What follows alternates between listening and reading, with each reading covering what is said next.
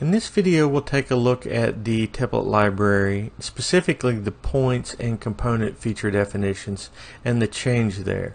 So if I go to corridors, click on the create template icon, it brings up the create template dialog. One of the changes in ORD as to previous versions is if I double click on a component or a point and go to the properties, it's now storing not just the name of the feature or style that was applied previously, it now stores the entire path to the feature definition and the feature definition name. Like I said, if I also look at one of the points, if we go in here and double click on this asphalt point, see how it's storing the full point to that.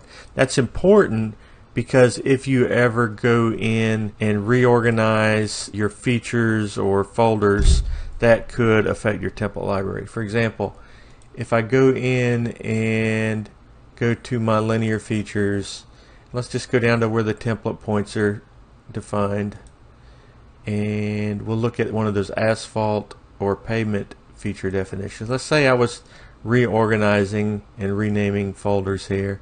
If I go in to rename this folder, and I just use an abbreviation here, I'll just call it PAVT.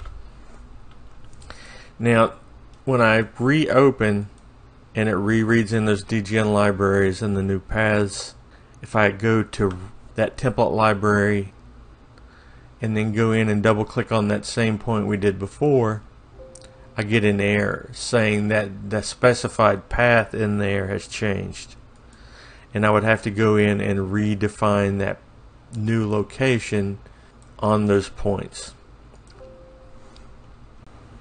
And it works the same for components.